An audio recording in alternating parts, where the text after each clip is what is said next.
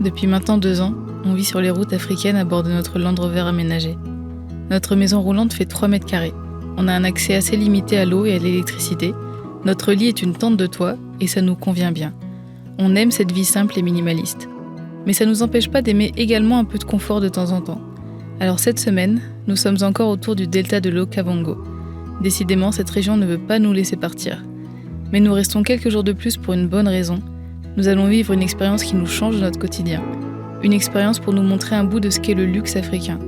Bienvenue dans la vidéo où vous allez voir les images les plus mignonnes de tout le voyage. Bon, faut quand même que je vous explique où on est en train de boire mon petit gin tonic. L'abus d'alcool est dangereux pour la santé. On est au Tchatchaméti. C'est un endroit, un petit lodge avec plusieurs tentes, caché dans le delta de l'Okavango. C'est vraiment trop cute. On est de l'autre côté de la barrière vétérinaire, donc il y a tous les animaux sauvages qui peuvent être autour de nous. Et en fait, on est invité ici pour passer 2 nuits. C'était pas du tout prévu, mais en fait, à la base, je leur ai demandé des infos sur une balade à cheval dans le delta parce que j'avais vu qu'ils faisaient ça. Et ils m'avaient donné les prestations. Et puis au bout d'un moment, en fait, ils m'ont renvoyé un message pour me dire qu'ils avaient vu mon contenu sur les réseaux, que ça leur plaisait beaucoup. Et que du coup, ils voulaient nous inviter pour qu'on puisse profiter de cet endroit et en même temps, évidemment, créer un petit peu de contenu pour parler d'eux. Donc c'est comme ça qu'on se retrouve dans cet endroit ultra calme, au bord de l'Okavango, pour 3 jours. Je pense qu'ils vont être plutôt pas mal. Salut, je m'appelle Olivia. Je réalise des reportages pour partager différentes cultures du monde et donner la parole à des personnes inspirantes. En septembre 2021, on est parti avec Charlie à bord de Joe, notre Land Rover aménagé, pour faire le tour du continent africain en commençant par le Maroc. Après 2 années de voyage incroyables à 2, on a pris la décision de se séparer. D'ici quelques mois, on continuera chacune de notre côté. Mais avant ça, on a décidé d'aller au bout de notre traversée africaine en continuant jusqu'en Afrique du Sud ensemble. N'hésite pas à t'abonner pour soutenir l'aventure.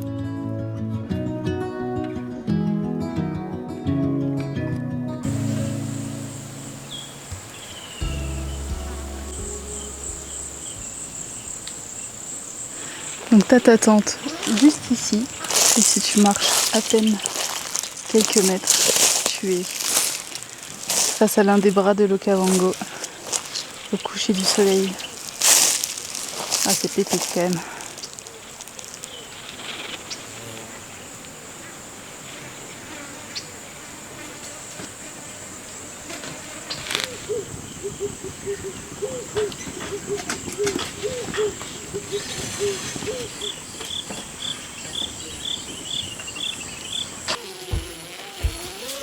Il est 5h30 du matin, on se réveille paisiblement après une bonne nuit. On se réveille tôt, là on va aller prendre le petit déj et puis après on va partir pour un game drive au lever du soleil. Ça va être, je pense, riche en animaux. Ça va être cool d'être avec quelqu'un qui connaît les environs, qui connaît les animaux, qui va pouvoir nous apprendre pas mal de choses.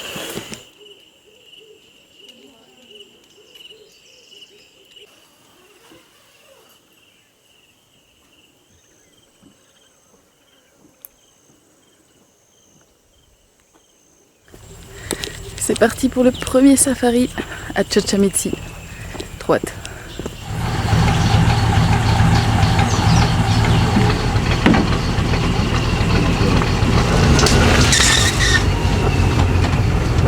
Les lumières sont beaucoup trop belles et on est dans un Land Rover modifié en véhicule de safari avec un moteur très différent du nôtre qui est beaucoup plus silencieux, c'est très agréable.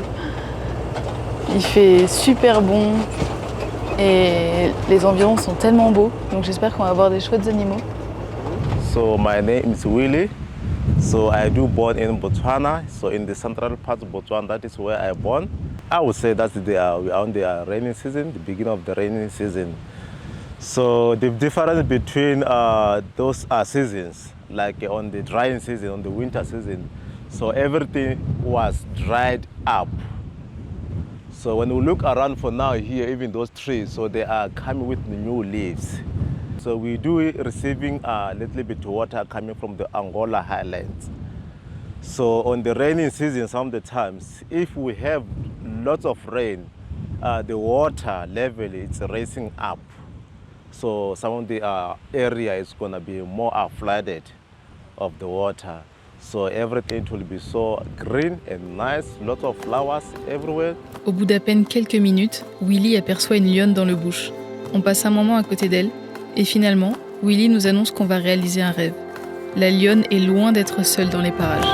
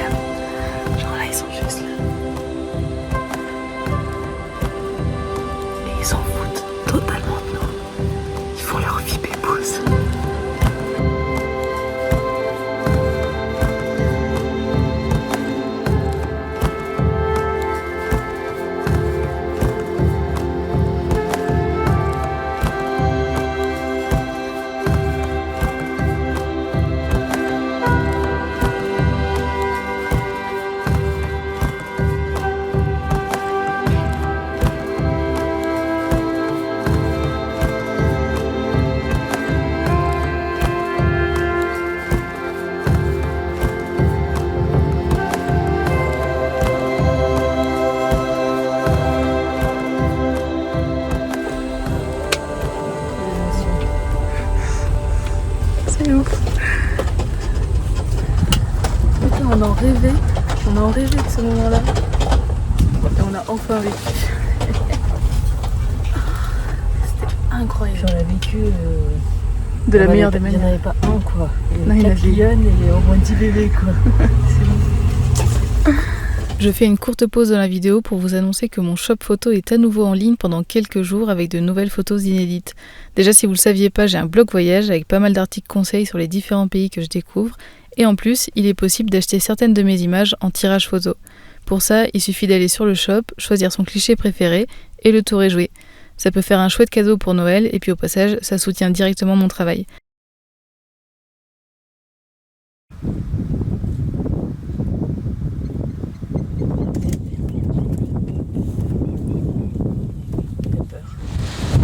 Après ces émotions de ouf d'avoir vu des bébés lions, on fait une petite pause au bord d'un lac, avec les animaux tout autour. On n'est clairement pas habitué à autant de confort, autant de petites attentions. Mais soyons honnêtes, on apprécie à 1000% ce moment-là. On n'aurait jamais pu s'offrir ces quelques jours de parenthèse au calme, et on se rend compte de notre chance de pouvoir tester une expérience pareille.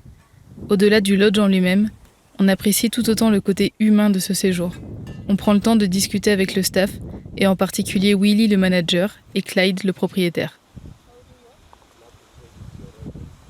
I'm very privileged to be able to build a lodge and operate in the middle of the Okavango Delta. I think it's a combination of a lot of different things, but ostensibly, probably because of my age, I'm able to do this, which is fantastic because it combines my love for the bush and the environment, and I've got a strong ecological ethic, and also because of the proximity to this particular location with the village of Tsipi very close here, we can do a lot in terms of social upliftment.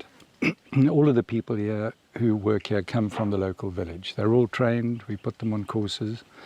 So it's our way of putting things back. If you do get permission to build in this very sensitive environment, you have to comply with some very strict rules. For example, in this camp, we've got no concrete is allowed. So we have to have a strong environmental plan that's ethical. So all the structures need to be able to be dismantled and taken away. So if I lost my license, for example, to operate here, I've got to make sure, that we leave nothing in return. And if we do, I leave funds with the Botswana government that they can clean up after us. As far as the wildlife is concerned, it really varies depending on the time of the year, but we have no fences. So our regular visitors, not at the moment, but certainly 2 weeks back before the first rains, we have elephants in camp every day. We have a leopard that goes through our camp every other day. We get other predators, lions, wild dogs running past the camp, not frequently, every couple of weeks. Après cette folle matinée, je me pose un petit peu dans la tente principale avec une vue quand même assez canon. C'est tellement beau. Toute la déco qu'ils ont fait là. On a beaucoup de chance d'être ici quand même.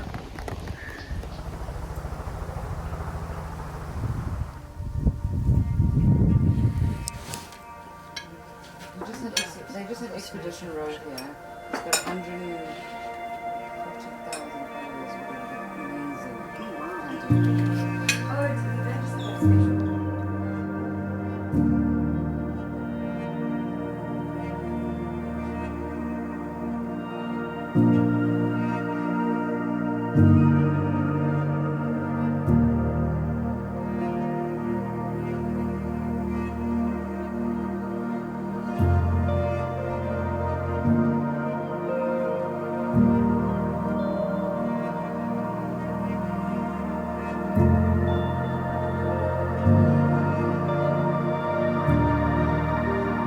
The fascinating thing about the Okavango Delta is that 67% of the water that comes down from the floods gets transpired and doesn't evaporate, which means it's a very healthy environment.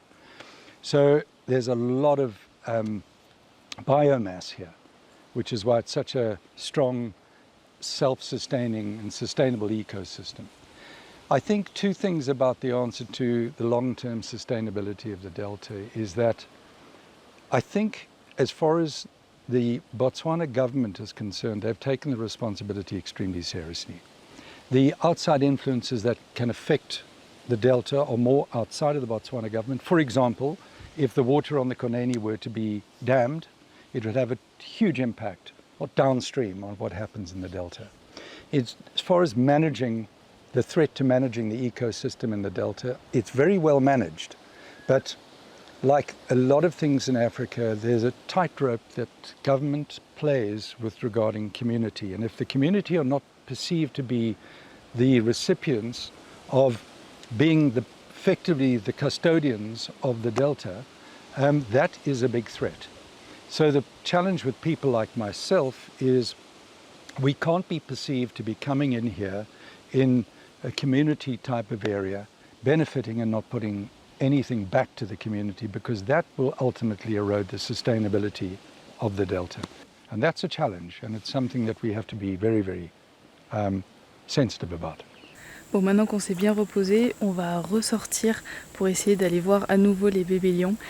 Willy nous a dit qu'on aurait peut-être une chance de les voir encore mieux que ce matin, parce qu'en fait ils étaient un peu cachés dans le bush vu qu'il faisait déjà assez chaud, et maintenant qu'il fait enfin à peu près frais, enfin en tout cas il fait plus 40 degrés, il y a moyen qu'ils sortent en fait du bush pour aller se promener dans les alentours, et dans ce cas là on pourrait les voir encore mieux, donc ça pourrait être trop cool. Enfin, j'espère qu'on va encore mieux les voir, parce qu'il y avait plus d'une dizaine de lionceaux, c'est juste incroyable. Donc oui, je vais encore vous spammer avec plein de belles images de petits bébés lions, j'espère.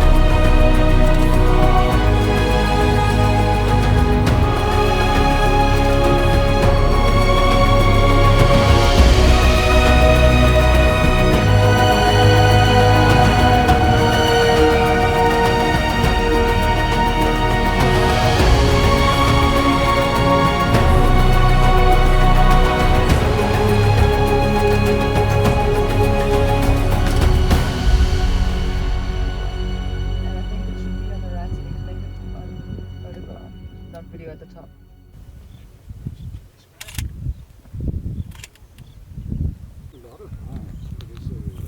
That's lots. Tonic with hot ice. On the base. Matriarchs just come out of the bush. No trumpeting. Deuxième matin au Chachametsi, et là je vais aller vivre un rêve. Je pars pour une balade à cheval dans le delta de l'Okavango. Ça va être incroyable.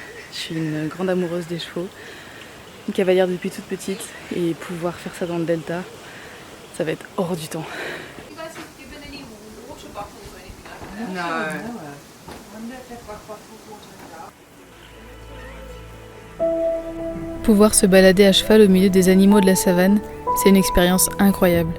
J'avais pu le faire pour la première fois de ma vie au Kenya en 2018 pendant mon tour du monde en solo. Alors quel bonheur de retrouver ces sensations-là.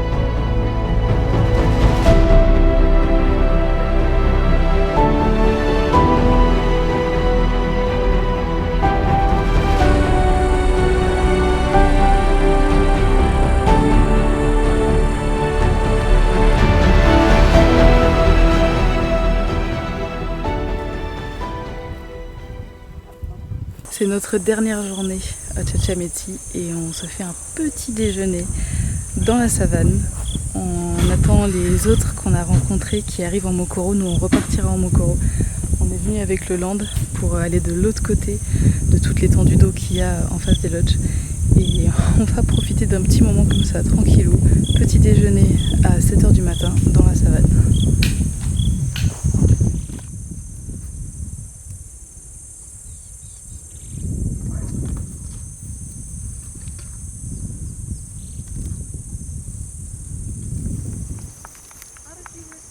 This is a local pony stallion, got hold of them on.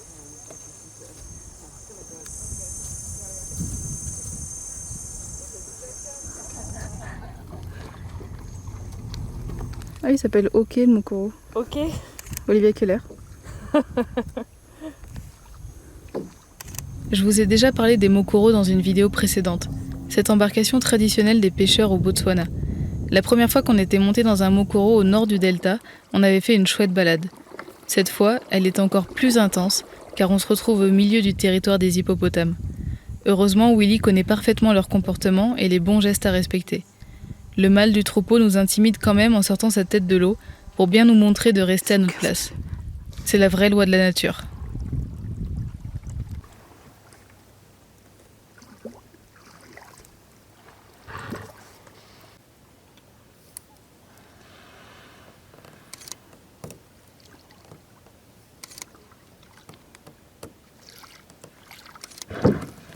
Bon bah ça y est, c'est fini. Après finalement 4 jours et 3 nuits à Chachametsi, il est temps de partir. On va quitter la région de l'Okavango dans laquelle on a passé plusieurs semaines, donc longtemps. On a bien profité, que ce soit au nord, à l'ouest, au sud. On a vraiment bien profité, mais maintenant il est temps d'aller découvrir le reste du Botswana. Je pense que ça va être trop beau, il y a des endroits qui ont l'air assez ouf à voir et je vous donne rendez-vous du coup la semaine prochaine pour découvrir tout ça. N'hésitez pas à mettre un petit j'aime, un petit commentaire pour le référencement et puis on se donne rendez-vous la semaine prochaine. Ciao!